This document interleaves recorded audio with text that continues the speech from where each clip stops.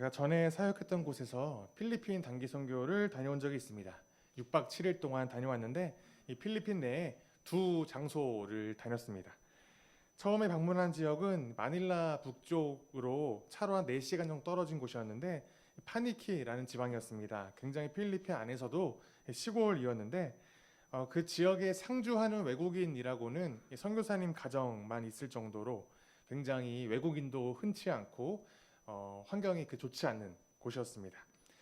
교회 건물도 없어서 선교사님이 새들어 사는 작은 집의 옆 공간에 그저 그 위에 비만 가릴 수 있는 천막을 치고 예배를 드리는 그런 환경이었습니다. 그곳에서 저희는 광장에서 찬양을 부르고 또 지역에 있는 교회들을 돌아다니면서 함께 찬양하고 예배하고 함께 말씀을 전하고 증거하고 또 함께 기도하는 그런 활동들을 돌아가면서 하게 되었습니다. 솔직히 이 선교팀을 인솔하는 제 입장에서는 단기 선교를 이렇게 해도 되나? 아무것도 안 하고 교회만 방문해도 되나? 뭔가 좀 해야 되는 거 아닌가? 라고 싶을 정도로 정말 아무것도 안 하고 예배만 드렸습니다. 그곳에서의 시간이 지나고 다음은 이 수도 마닐라에 본부를 두고 계시는 또 그 마닐라 남쪽 1시간 정도 떨어진 곳에서 교회를 지으시고 또 교도소 사역을 하시는 선교사님의 선교지로 두 번째 방문을 하게 되었습니다.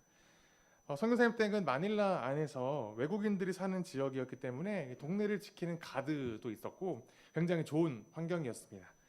그리고 교회 건물도 그럴듯하게 지어져 있었고 또 그 선교사님께서 단기 선교팀을 굉장히 많이 받아보셨기 때문에 모든 것이 능숙하셨습니다. 교도소에서 준비한 찬양과 또 연극도 하게 되고 이 시골 동네 아이들과 함께 목욕을 시켜주기도 하고 또 그 시골 동네에 좀 허름한 집에 페인트 칠을 하는 사역도 하게 되었습니다. 굉장히 바쁘고 어떻게 보면 뿌듯한 사역들을 많이 했죠. 나름 단기 선교다. 그러니까 참석한 사람들도 이게 단기 선교인가? 무언가 열심히 시간을 보내니까 굉장히 뿌듯하게 이 시간을 보낼 수 있었죠. 그런데 제 마음속에 이상하게 왠지 모를 공허함이 계속 있는 겁니다. 다양한 사역을 하면서 뿌듯하기도 하고 알찬 시간을 보내기도 하고 참 잠자리도 좋았다라고 생각을 하는데 굉장히 이유 없는 그 공허함 때문에 조금 왠지 모르게 슬프게 되었습니다. 그런데 저만 이런 생각을 하게 된 것이 아니라 함께 그 단기 선교팀에 참석하였던 학생들, 중고등부 학생들과 청년들과 대화를 할 때에도 계속해서 그 첫 번째 사역지 그 마닐라 북쪽 4시간 정도 떨어진 곳에 있는 그곳의 이야기만 자꾸 하는 겁니다. 그곳에서 어땠는데 거기서 어떻게 이야기했는데 그런 이야기만 하는 거죠. 수많은 행사와 몸이 바쁘고 또 여러 가지 시간들을 보내는 시간 속에서 내가 무언가 하였다라고 하는 성취감보다는 나의 노력이나 헌신은 전혀 드러나지 않다 할지라도 이 말도 통하지 않는 그 사람들과 함께 있었던 예배와 찬양이 그 학생들과 청년들의 마음속에 무언가 모를 울림으로 다가오게 된 것 같습니다. 오늘 본문을 보면 드디어 하나님 백성인 이스라엘 자손이 본래 땅으로 돌아오는 이 역사적인 현장을 기록하고 있습니다.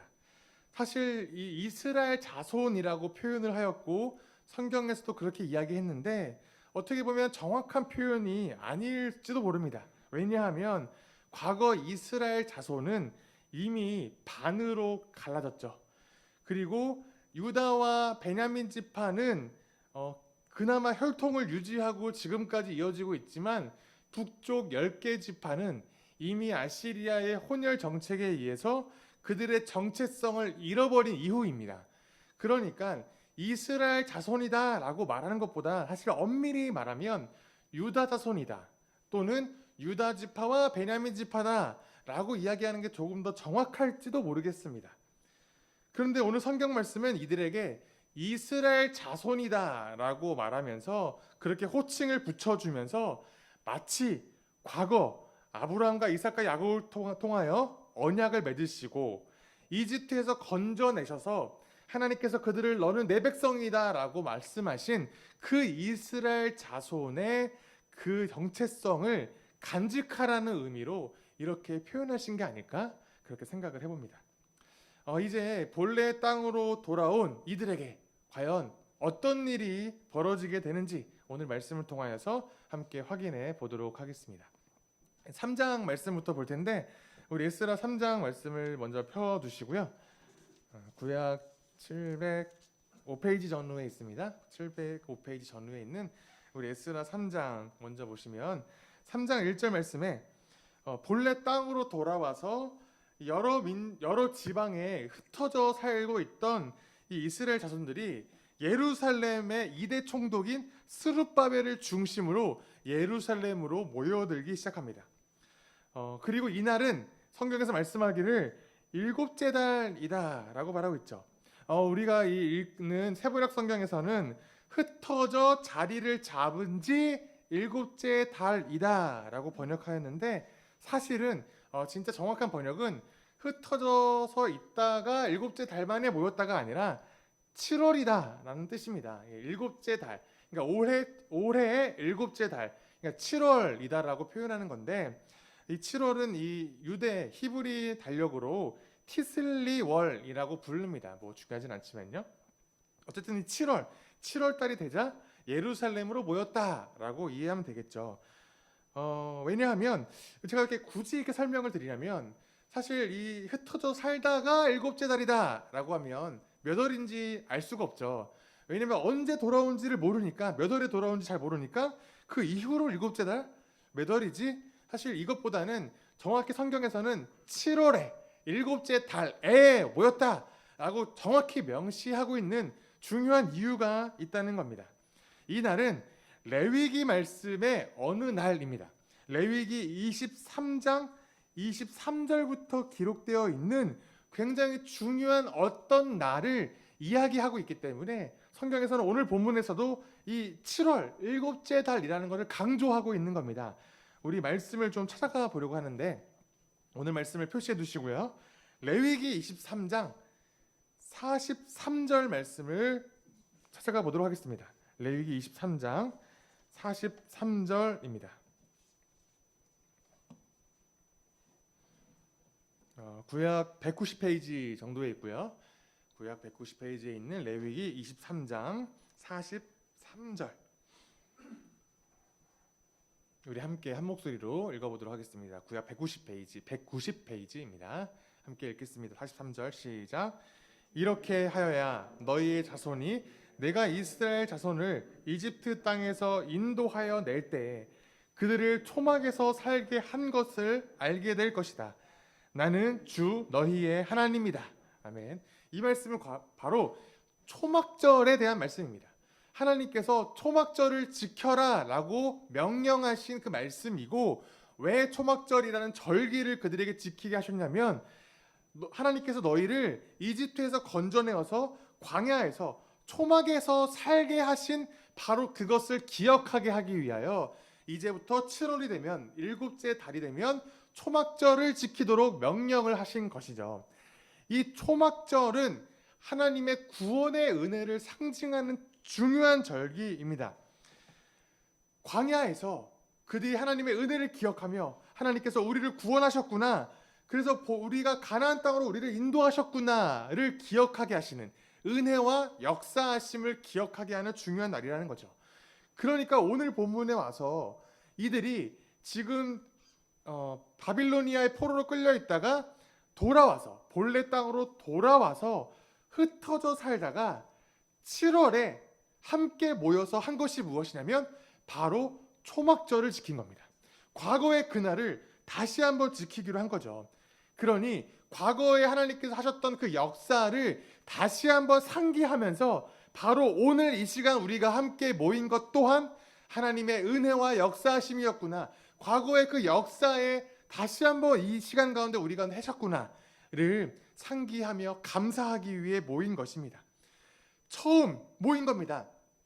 일단 자기 고향으로 돌아와서 흩어져 지내다가 다시 처음으로 함께 모인 바로 그날을 초막절로 지킨 것이죠. 특별히 이 오늘 본문 다시 돌아오셔서 3절 말씀을 보시면 3장 3절인데 제가 읽겠습니다. 그들은 그 땅에 사는 백성들이 두렵기는 하지만 제단이 서 있던 옛 터에 제단을 세우고 거기에서 아침 저녁으로 주님께 번제를 드렸다라고 말씀하고 있습니다. 지금 그들이 7월이 되자, 일곱째 달이 되자 초막절로 모였는데 그들이 무엇을 행했냐면 예전에 터가 있던 그곳에서 다시 제단을 쌓고 하나님께 예배를 드렸다라고 말씀하고 있다는 거죠. 옛 터는 어디냐면 바로 과거 다윗 왕 때에 성전을 짓기 위해 준비하였던 바로 그 옛 터입니다. 정리하자면 이스라엘 자손이 의미가 있는 날 함께 모여 의미가 있는 그 장소에 다시 제단을 쌓고 하나님의 은혜에 감사하는 예배를 드리는 것으로 그들의 첫 행보를 시작하였다는 것입니다. 그리고 또한 3장 8절 가보시면 그들이 새로운 일을 시작하는데 3장 8절 그날이 언제였냐면 중간쯤 보시니까 이태째가 되는 해 둘째 달이라고 말합니다. 이태째가 그러니까 그들이 돌아온 지 2년 2월이라는 거죠. 두 번째 해 2월이 되자 그들이 무엇을 시작하냐면 바로 성전 공사를 시작합니다. 그런데 이날도 아무 때나 모여서 야, 우리 시간 됐으니까 성전이나 짓자 라고 한 것이 아닙니다. 제가 열왕기상 6장 1절을 읽겠습니다. 제가 열왕기상 6장 1절을 제가 읽겠습니다. 이스라엘 자손이 이집트 땅에서 나온 지 480년 솔로몬이 이스라엘의 왕이 된 지 4년째 되는 해 12월 곧 둘째 달에 솔로몬은 주님의 성전을 짓기 시작하였다. 바로 두 번째 달은 어느 월이냐면 솔로몬이 성전을 건축하기 시작한 그 달이라는 거죠. 그러니 오늘 본문에서 성전을 다시 짓기 시작한 그 월도 바로 과거의 솔로몬이 성전을 짓기 시작했던 바로 그때 이들이 똑같이 성전을 짓기 시작했다는 거죠. 이 두 사건이 지금 있습니다. 과연 우연이었을까요? 우연히 흩어져 있던 백성들이 모인 날이 마침 초막절이었나요? 마침 성전 건축을 시작했더니 마침 그 달이 2월 달이어서 생각해보니까 솔로몬이 지었던 그 날이네. 아이고 우연이네. 이런 것일까요? 아니죠. 당연히 아닙니다. 페르시아에서 본래 땅으로 돌아온 하나님 백성인 유대인들이 얼마나 신중하게 이 모든 일들을 진행하고 있는지를 보여주는 겁니다. 성경에 나와 있지는 않지만 이 초막절에 처음으로 다시 모이기 전에 얼마나 많은 고민들을 했겠습니까? 우리가 다시 회복하여 돌아왔는데 이제 우리가 예배로 시작해야 되는데 언제 모이지? 과연 우리는 언제 다시 모여서 우리의 이 첫 행보를 시작할 것인가? 수많은 고민을 하지 않았겠습니까? 그들이 고민을 하고 신중하게 모든 일을 진행하기 위해서 얼마나 많은 회의들을 진행했겠습니까? 그리고 그들이 고민과 고민 끝에 가장 의미가 있는 날을 선정한 겁니다. 바로 7월 일곱째 달 우리 초막절의 그 은혜를 기억하자. 그리고 그들이 7월 달에 모이기를 결정한 거 아니겠습니까? 또한 그들의 장소 또한 얼마나 신중하게 고민했겠습니까? 우리가 어디에서 모일까? 어디에서 우리의 첫 행보를 시작할까? 그래, 과거 다윗 왕 때에 그 성전을 짓기 위해서 처음으로 터를 잡았던 바로 그곳에서 모이자. 그곳에서 우리가 시작하자. 그들이 고민했을 겁니다. 또한 성전을 지을 때도 우리가 과거 솔로몬이 성전을 지었던 바로 그때 우리도 다시 한번 성전을 짓자. 우리 그때 시작하자. 라고 그들이 고민과 고민 끝에 결정하지 않았겠습니까? 모든 날, 모든 시간, 모든 장소까지 의미를 부여한 겁니다. 이러한 유대인들의 자세는 이 3장 2절 하반절을 통해서 우리에게 말씀하고 있습니다. 3장 2절 하반절을 보시면 하나님의 사람 모세의 율법에 규정된 대로 그들이 철저하게 준비한 거죠. 철저하고 신중하게 과거 하나님의 말씀하셨던 그대로 움직이기로 결심한 것입니다. 다시는 하나님의 명령에 불순종하지 않겠다라고 하는 결연한 의지가 보이지 않으십니까? 신앙의 회복은 말씀대로 행하는 것으로 시작합니다.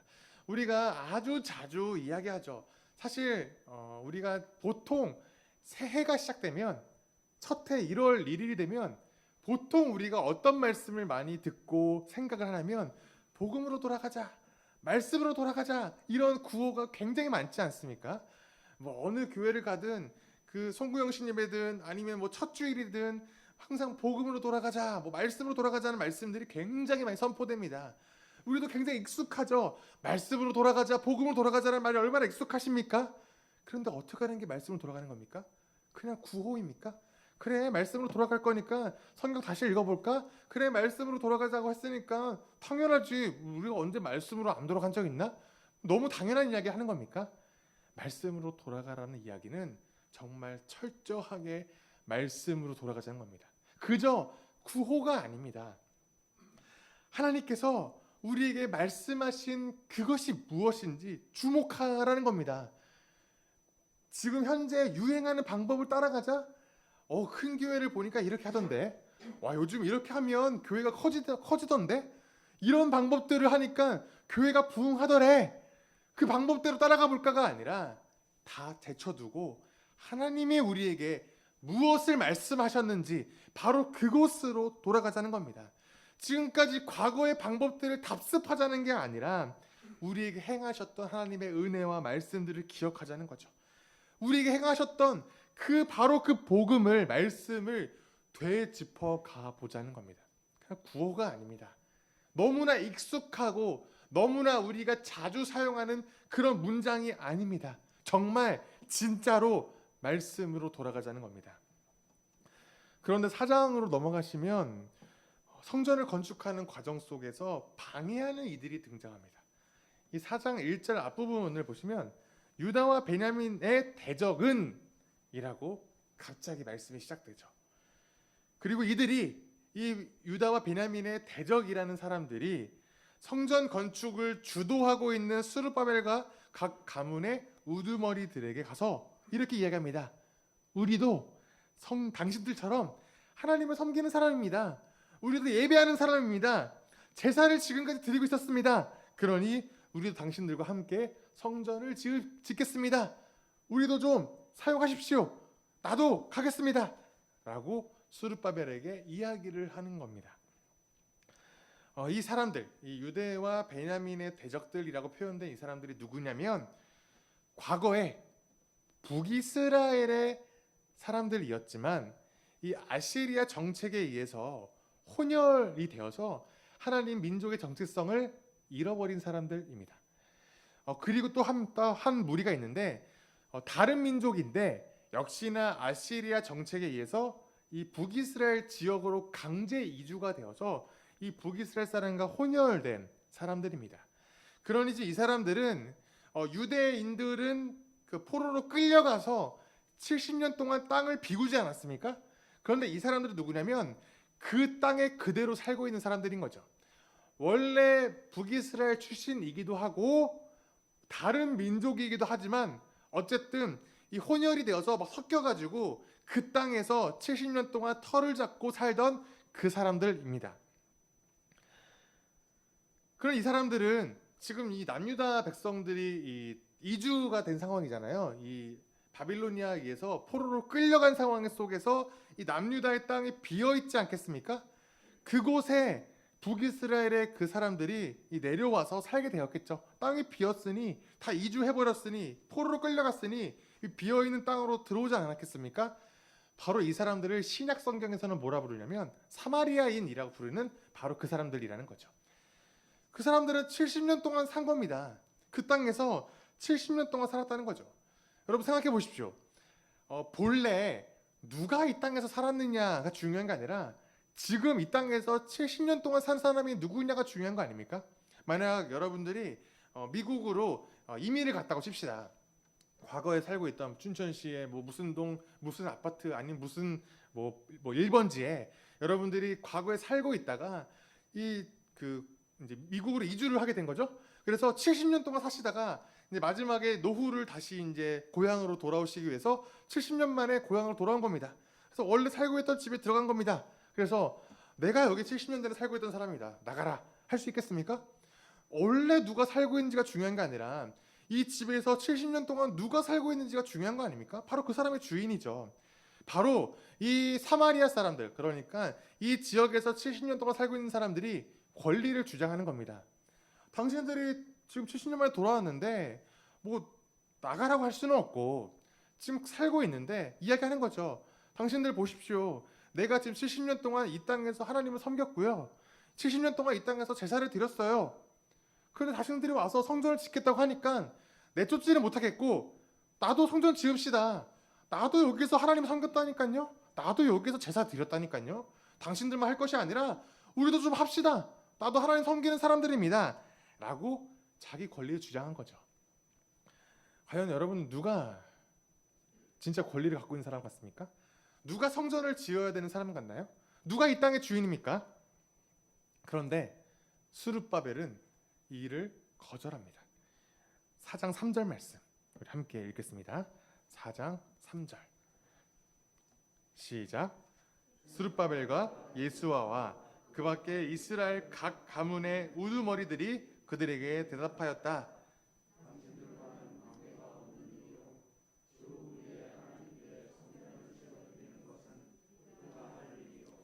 페르시아 왕 고레스가 우리에게 명령한 대로 주 이스라엘의 하나님의 성전을 짓는 것은 오로지 우리가 할 일이요. 아멘.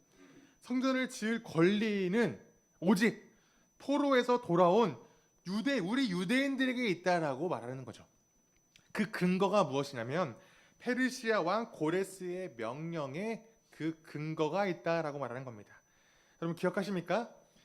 고레스가 하나님의 감동을 받아 했던 그 명령과 조서에 기록된 말씀을 기억하실 겁니다. 1장 3절 상반절에 이렇게 나와 있었죠. 1장 3절이었었는데 이 나라 사람 가운데서 하나님을 섬기는 모든 사람들은 이라고 말하면서 너희가 돌아가 성전을 지으라 라고 명령하지 않았습니까? 하나님의 성전을 짓고 하나님의 나라를 회복할 사람들은 하나님을 섬기는 모든 사람이라고 하는 정체성을 다시 확인하는 장면입니다.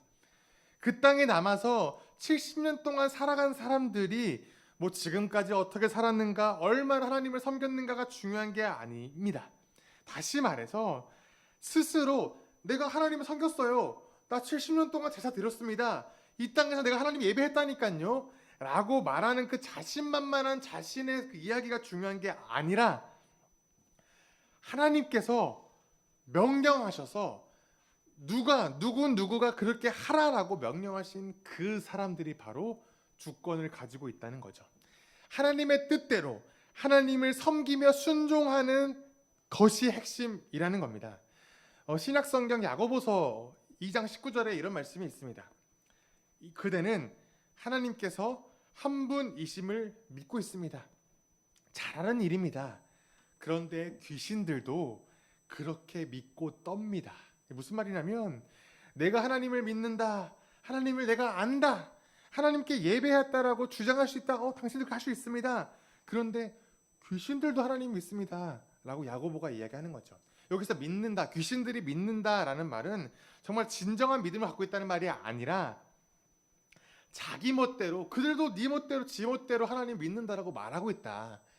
자기 멋대로 자기가 생각하는 대로 자기가 생각하고 지식이 있다, 하나님을 향한 지식이 있어서 믿는다라고 그들도 말하고 있어, 떠들고 있어. 그런데 그들이 봐봐, 하나님 두려워하고 있잖아. 그들도 그래. 니네만 그런 게 아니야. 정말 하나님의 말씀에 근거하여 믿지 않고서 말로는 믿는다, 나도 안다 라고 누구나 할 수 있다는 거죠. 이 이야기는 우리에게도 적용됩니다. 지금 사마리아인, 그러니까 이 북이스라엘에서 70년 동안 거주하며 나도 내 나름대로 하나님 예배했어요, 나름대로 제사 드렸어요 라고 말하는 사람들이나 야고보에서 이야기하는 귀신들이나 과연 우리들이나 다른 믿음을 갖고 있나, 정말 우리는 그들과 다르게 진정한 진짜 믿음을 갖고 있는지 우리의 삶을 점검해 봐야 한다는 겁니다. 우리는 과연 진정한 믿음이 있습니까? 말로는, 우리 경험으로는 나도 믿어요, 나도 알아요, 나도 예배해요 라고 아무리 이야기하지만 진짜 하나님을 향한 진정한 지식과 바른 믿음으로 하나님을 진짜 섬기고 있냐는 말입니다. 하나님을 모르는데 하나님 어떻게 믿습니까? 어떻게 하나님을 믿지 않는데 예배합니까? 하나님 명령에 순종하며 정말 헌신하는 마음이 없이 그저 습관처럼 예배하고 그저 그냥 하던 대로 겉으로 보이는 예배 형식만 취했다고 해서 그것이 정말 믿음입니까? 정말 예배입니까? 겉으로는 신경 쓰고 나 오늘 예배 주일이니까 멋있는 옷, 좋은 옷 입고 정말 와서 하나님 예배하고 거룩하게 앉아서 예배하고 하나님을 예배하고 찬양 열심히 하고 하면서 예배 자리에 앉아 있으면서 정말 우리 마음속에 하나님이 계시지 않고 그저 나의 습관과 나의 방법대로 예배하고 있다면 정말 그것이 하나님 백성이라고 말할 수 있겠습니까? 예배했다고 하나님 백성이 되는 게 아닙니다. 내가 믿는다고 말했다고 하나님 백성이 되는 게 아닙니다. 정말 하나님께 헌신하며 말씀대로 섬기는 그들이 하나님을 믿고 예배하는 자라는 거죠.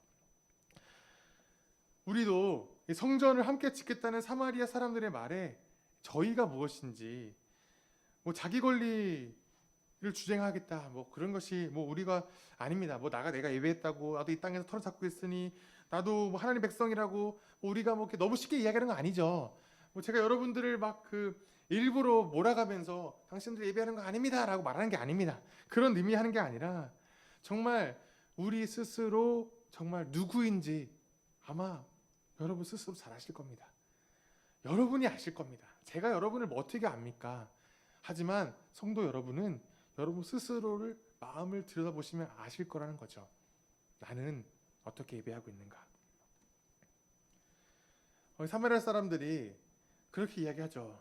나도 열심히 예배했었고 나도 열심히 당신도 없는 그때 여기에서 제사를 지냈습니다. 그러니 나도 하나님 백성입니다 라고 이야기하지만 그들은 거절을 당합니다. 아닙니다. 당신들은 아니야. 우리가 성전을 지을 거다라고 이야기하죠. 바로 그때 거절을 당한 그들이 그때부터 어떻게 하냐면 집요하게 성전 건축을 방해하기 시작합니다. 유대인들을 괴롭히기 시작합니다. 만약 그 땅에서 70년 동안 있었던 이 사마리아 사람들이 진정으로 성전을 건축하고 진정으로 하나님 백성이 되고자 하는 마음이 있었다면 그들은 어떻게 행동했을까요? 거절당했을 때 그들이 어떻게 했겠습니까? 왜요? 우리가 왜 못합니까? 그러면 우리가 어떻게 해야 됩니까? 우리가 어떻게 하여야 함께 하나님 백성이 될 수 있겠습니까? 라고 물어봐야 되는 거 아닙니까?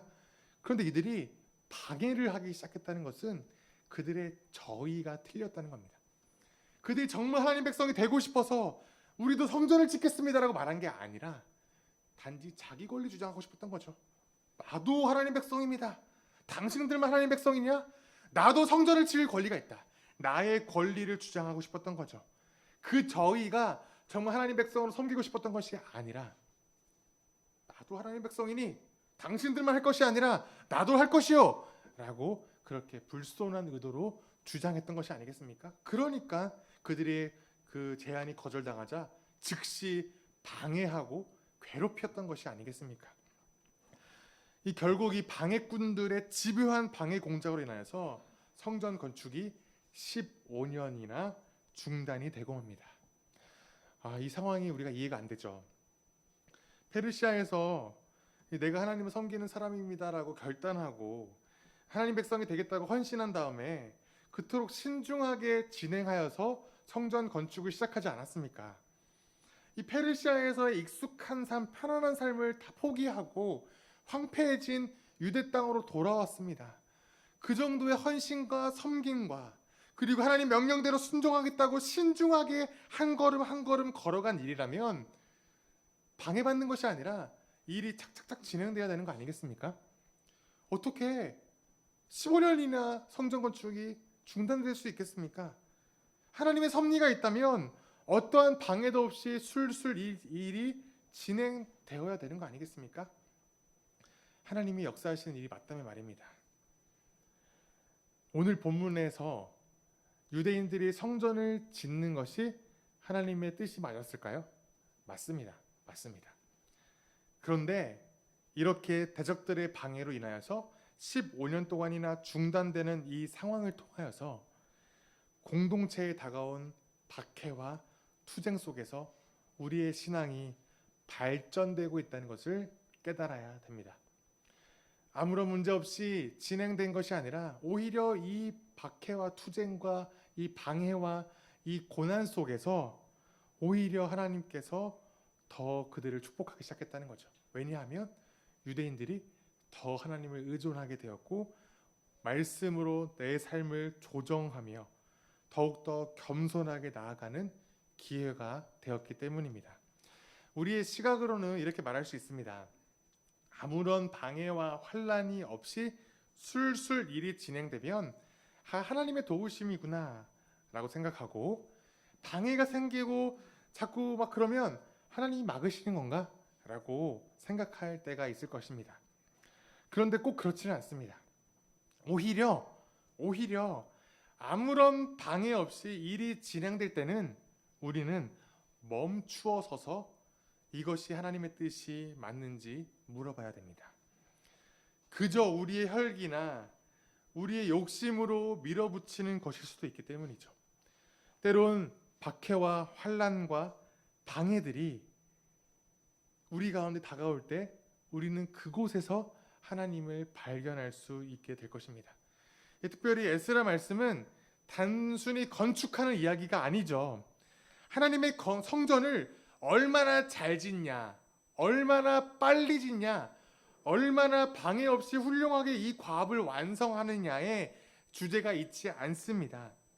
에스라 말씀은 공동체의 성장 이야기이기 때문이죠. 성전을 잘 지었다가 아니라 이 어려운 과정을 통하여서 얼마나 스스로를 돌아보며 얼마나 하나님께 더 매달리며 기도하며 하나님의 뜻을 고민하는가, 그래서 이 과정들을 통하여 얼마나 더 하나님께 나아가느냐, 공동체가 하나님께 얼마나 더 신실하느냐, 이것이 에스라의 핵심 주제라는 겁니다. 성전 건축이 중단된 15년 동안 그들이 무엇을 했겠습니까? 원망하고 막 불평했겠습니까? 하나님 뭡니까 이게? 하나님께서 명령하셔서 오셔서 성전 치우려고 했는데 왜 방해가 있습니까? 하나님 하신 거 맞습니까? 그렇겠습니까? 아닙니다. 오히려 하나님께 더 기도하며 더 신실하게 나아가며 매달리며 하나님께서 원하시는 것이 무엇인지 신중히 더 물어보지 않았겠습니까? 에스라 5장을 보시면 이 공사가 중단된 15년이 결코 헛되지 않았음을 발견하게 됩니다. 이 답답하고 고통스러운 기간 중에서 예언자 학개와 스가랴가 등장했기 때문입니다. 그리고 학개와 스가랴가 하나님의 뜻을 전파하며 백성들에게 용기를 북돋아 주기 시작했습니다. 그리고 15년이 지나고 나서 다시 하나님의 때가 되었을 때에 중단되었던 성전 건축을 다시 시작하게 되었습니다. 5장 2절 말씀을 보시면 바로 그때에도 예언자들이 끊임없이 함께 하면서 그들에게 말씀을 증거하여 주고 용기를 주고 함께 말씀과 함께 성전 건축을 다시 진행하게 되었다는 거죠. 물론 그렇다고 해서 또 어려움이 없어졌나? 또 어려움이 생깁니다. 5장에 보면 또 다른 어려움이 또 생기는데 3절에 유프라테스강 서쪽 지방에 있는 다뜨네라고 하는 총독이 와서 이렇게 얘기합니다. 누가 이 성전을 다시 지으라고 했는가? 누가 성벽 공사를 마치라고 하였는가? 라고 따져묻기 시작합니다. 그런데 5절 상반절, 5장 5절 상반절 말씀을 보시면 그러나 하나님이 유다의 원로들을 돌보아 주셨으므로 아무도 그 일을 막을 수 없었다라고 말씀합니다. 잠시 방해와 고난 속에서 성전 건축이 중단되었긴 했지만 그 시간 동안 더욱더 하나님을 의지하게 되었으며 하나님의 말씀으로 힘을 얻은 백성들은 하나님의 돌보심을 깨닫게 되었다는 거죠. 더욱더 힘있게 성전 건축을 이어갈 수 있게 되었다는 겁니다. 시간이 지나고 드디어 성전 건축이 완성됩니다.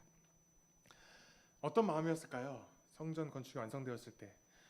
물론 이 새로 지어진 스룹바벨이 지었던 성전은 굉장히 초라하고 굉장히 작았습니다. 에스라 3장 12절 말씀을 나중에 보시면 처음에 성전 건축을 다시 시작하려고 터를 잡았을 때 과거의 성전, 그러니까 솔로몬이 지었던 성전을 봤었던 그 나이가 많은 사람들이 막 통곡을 합니다. 왜냐하면 이 과거에 지었던 성전의 그 영광은 사라지고 고작 터가 이거밖에 없냐? 터가 이거밖에 없어? 이렇게 작아? 도대체 이것이 하나님 성전이 맞아? 라고 생각하며 막 통곡을 했던 일이 있었습니다. 그 정도로 이 새로 지은 성전이 너무 초라한 겁니다. 너무 작은 겁니다. 여전히 이 성전이라는 건물의 화려함이나 이 규모나 아니면 이것의 그 휘황찬란한 모습만 기억하는 사람들은, 이 집착하는 사람들은 이 성전이 너무 초라해 보였을 것이라는 거죠. 그러나 진정한 회복은 건물에 있지 않다는 것, 우리가 다 알고 있지 않습니까? 처음 하나님께서 유다 백성들을 자기 땅으로 돌려보내시면서 하셨던 명령이 무엇이었습니까? 기억하십니까? 하나님의 성전을 지으라였습니까? 아닙니다. 하나님의 집을 지으라였죠. 우리 한글 성경에서 하나님의 성전을 지으라라고 번역되어서 성전을 짓는 것이 하나님 뜻이구나라고 오해하실 텐데 아니었죠. 진짜 뜻은 하나님의 집을 지으라라는 명령이었습니다. 다시 말해서 하나님의 성전 건물을 지으라가 하나님의 명령이 아니었다는 거죠. 하나님의 명령은 하나님의 집을 세우는 것이었습니다. 그래서 6장 13절부터 18절까지 이 성전 봉헌식을 합니다. 성전을 지었으니 봉헌식을 해야 될 거 아닙니까? 그런데 말씀을 읽어보시면 굉장히 짧게 끝납니다. 오히려 나중에 보게 될 느헤미야 12장 13절을 가시게 되면 나중에 살펴볼 텐데, 그곳에서 성전을 짓고 성벽을 짓고 백성들의 터를 짓고 그리고 함께 모여서 하나님의 언약을 갱신하게 된 이후에 다시 봉헌식을 합니다.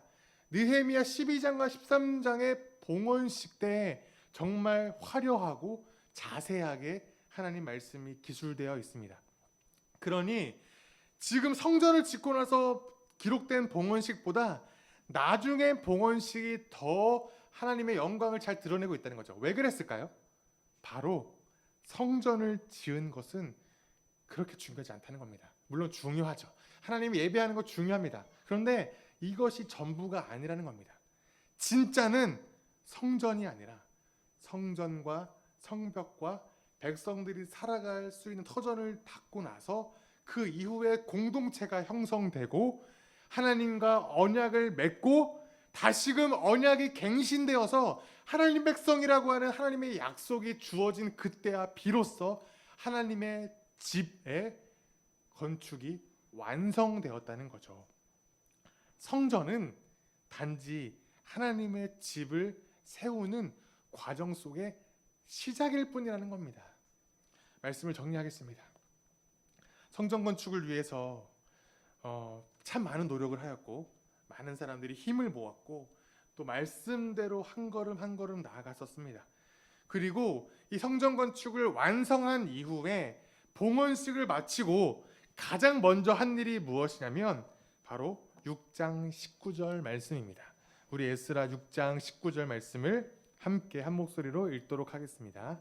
6장 19절 시작. 사로잡혀 갔다가 돌아온 이들은 첫째 달 14일에 유월절을 지켰다. 아멘. 그동안 중단되었던 유월절을 다시 지킵니다. 하나님의 백성에게 가장 중요한 절기 중에 하나입니다. 바로 성전 봉헌 이후에 가장 먼저 한 것이 유월절을 지키는 일을 했다는 거죠. 큰 의미가 있습니다. 예루살렘으로 돌아와서 다 함께 모여서 가장 먼저 했던 일이 무엇이었습니까? 초막절을 지키는 일이었습니다. 그리고 성전을 건축한 다음에 가장 먼저 했던 것이 무엇입니까? 유월절을 지키는 것이었습니다. 이 두 절기를 통하여서 바로 이 모든 일이 오직 하나님께서 하셨다는 것을 인정하며 고백한 것입니다. 22절 하반절 보시면 그들은 주 이스라엘의 하나님이신 하나님의 성전을 다시 지을 수 있었으므로 한없이 기뻤다. 이 모든 일은 하나님께서 하셨기에 하나님을 기뻐한 것입니다. 하나님께서 하셨기에 가능한 것임을 고백한 것입니다. 하나님 백성으로서 하나님을 기뻐하며 예배할 수 있게 되었던 이 시간이 너무나 감사했던 것이죠. 저는 오늘 말씀을 준비하면서 참 계속해서 오늘 시은소 공동체가 생각이 났습니다. 어쩌면 우리 시은소 공동체에 가장 필요한 말씀이 아닌가. 참 올해가 시작되고 올해 1월 첫 주부터 시작해서 이 구약 성경을 우리가 쭉 훑어보고 있지 않습니까? 이 이스라엘 역사를 통하여서 쭉 훑어보면서 어떤 마음이 드셨습니까? 과거에 그 성경에 나와 있던 그 이스라엘 사람들의 이야기, 역사 이야기를 들으시는 마음이었습니까? 아니죠. 이스라엘의 역사를 통하여 하나님이 하시는 그 일을 우리가 함께 목격하였고 바로 그 일을 우리에게 하신 일이라고 우리가 계속 기억하며 말씀을 읽어오지 않았습니까? 바로 이제 이 구약 이야기의 마지막이 되어가면서 에스라를 읽다 보니 바로 지금 우리에게 하시는 말씀은 아닌가? 라는 생각이 들기 시작했다는 거죠. 코로나로 인하여서 예배가 중단되기도 했었고 다시 예배가 시작되었지만 여전히 위축되었던 것이 사실이죠. 여전히 우리가 예배는 드리고 우리가 무언가를 하기 위해 열심히 노력하고 있는데 사실 우리 마음속에 위축된 것이 아직은 있을 것입니다. 많은 성도님들과 대화를 하다 보면 자주 제가 듣는 말이 있습니다. 어떤 말을 하시냐면 코로나 때문은 아니고 코로나라 그런 건 아니고 이런 말씀들을 자주 하십니다. 무슨 의미냐면 왠지 모르게 위축되어 있는 현재의 모습을 이렇게 생각을 해보니까 더 이상 코로나 때문이 아니라는 것을 스스로 깨닫기 시작하신 것이죠. 과거에 몇 년 전에 과거에는 코로나가 한창일 때는 어쩔 수 없다라고 생각했었죠. 코로나 때문이다. 나는 열심히 신앙생활하고 다시 열심히 하고 싶은데 코로나 때문에 어쩔 수 없다라고 생각을 해왔죠. 사실 아주 좋은 핑계거리가 있었죠. 코로나가 회복이 돼가면서 다시 예배 나올 수 있고 다시 신앙생활 할 수 있을 때에도 코로나 때문에 아직은 좀 이런 핑계거리가 있었죠. 그런데 지금 이제 요즘을 생각해 보면 스스로 생각해 볼 때 이젠 더 이상 코로나 때문이 아니고 진짜 문제는 나의 안에 있었다는 것을 스스로 발견하기 시작하시는 때가 온 겁니다. 조금 더 쉬고 싶고 그때는 코로나 핑계 대는 게 참 좋았는데 조금 더 편하고 싶고 무언가 해보려고 할 때마다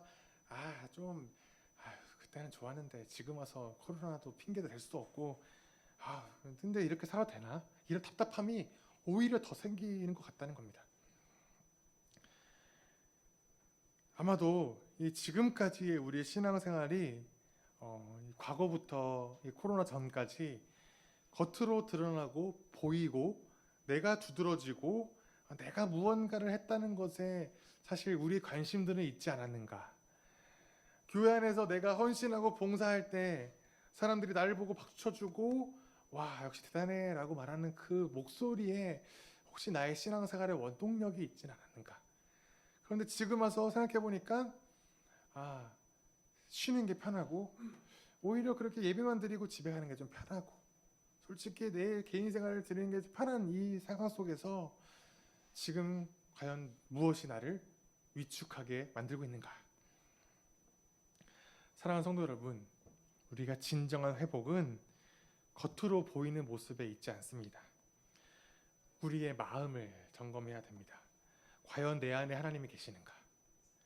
나는 하나님의 말씀에 순종하려는 헌신이 있는가? 공동체를 사랑하여 우리 공동체와 이웃을 위하여서 수고하고 희생하려는 그 사랑이 내 안에 있는가? 우리가 너무 무리해서 막 일어나려고 하지 않았으면 좋겠습니다. 오히려 무릎을 꿇어야 될 때인 것 같습니다. 요란스럽게 행동하며 나는 문제가 없는 것처럼 나는 다시 잘하고 있다. 나는 다시 예배 나오고 있다. 라고 스스로를 속이지 마시고 내 안에 말씀하시는 성령 하나님의 음성에 귀를 기울여야 될 때인 것 같습니다. 다시 예배로 나와야 됩니다. 우리가 껍데기가 예배 나왔다. 우리 몸뚱아리가 예배 나와 있다가 아니라 진짜 우리 마음이 예배로 나아가야 됩니다. 우리는 세워져가는 하나님의 집입니다. 그리고 우리는 지어져가는, 함께 지어져가는 교회입니다. 우리가 이 주보에서 매주 보시듯이 매주 이렇게 우리 신소 공동체의 표어처럼 우리는 함께 지어져가는 교회라는 거죠. 지금 당장 예배가 회복되고 당장 내가 예배에 나와 있고 당장 무슨 행사가 시작되었다라고 해서 끝난 게 아니라 됐어 이제 끝난 게 아니라 함께 끊임없이 세워져 가고 지어져 가는 교회라는 거죠. 하나님께서 우리를 돌보실 것이며 이 공동체를 회복시키실 것입니다.